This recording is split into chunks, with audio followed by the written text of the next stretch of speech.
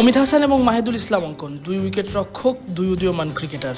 একজন আছেন অভিষেকের অপেক্ষায়, একজন দ্বিতীয় টেস্ট খেলে আবারও সাদা পোশাকে প্রত্যাবর্তনের অপেক্ষায়।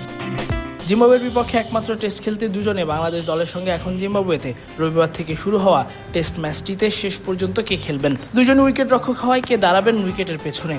ইনজুরির কারণে লিটন দাস এই টেস্টের দল থেকে ছিটকে গেছেন, তার পরিবর্তে জায়গা পেয়েছেন মাহিদুল অঙ্কন।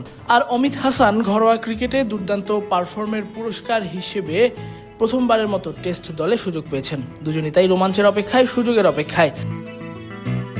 লিটন না থাকায় উইকেটের পেছনে দাঁড়ানোর মতো কেউ নেই। মুশফিক থাকলেও টেস্ট ক্রিকেটে তিনি আর কিপিং করবেন না, সেক্ষেত্রে অঙ্কন বা অমিতের একজনকেই বেছে নিতে হবে টিম ম্যানেজমেন্টকে।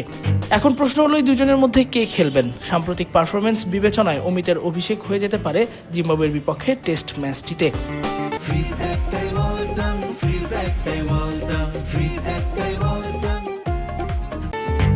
জিম্বাবুয়ে এ দলের বিপক্ষে ঘরের মাঠে আনঅফিসিয়াল টেস্টে 90 রানের অপরাজিত ইনিংস খেলেছেন।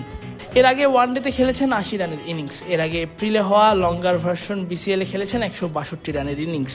বোঝাই যাচ্ছে সম্প্রতি ভালোই ফর্মে আছেন অমিত। এই ধারাবাহিকতা বজায় রেখে তার অভিষেক হয়ে যেতেই পারে। ওদিকে অঙ্কনের টেস্ট কেরিয়ার অভিষেক টেস্টেই থমকে ছিল। অবশেষে আবারও সাদা পোশাকে ডাক আসলো 2024-এ সাউথ আফ্রিকার বিপক্ষে। অভিষেকে 29 রানের ইনিংস খেলার পর আর টেস্টে খেলা হয়নি তার। লিটনের ইনজুরি বলতে হিসাবে আরও একবার সুযোগ আসলো। অঙ্কন জাতীয় দলে ফিরলেন সদ্য শেষ হওয়া ঢাকা প্রিমিয়ার লিগের দুর্দান্ত ফর্ম নিয়ে। জিম্বাবুয়ে এই দলের বিপক্ষে আনঅফিসিয়াল টেস্টেও তিনি ছিলেন। বৃষ্টিবিঘ্নিত ম্যাচে 21 রানের অপরাজিত ইনিংসও আছে তার। বোঝাই যাচ্ছে দুজনই একাদশের সুযোগ পাওয়ার যোগ্য দাবিদার। এখন শেষ পর্যন্ত এই দুজনের মধ্যে কাকে বেছে নেয় টিম ম্যানেজমেন্ট, সেটাই দেখার অপেক্ষা। তাসফিক পলক, ক্রিক ফ্রেন্জি।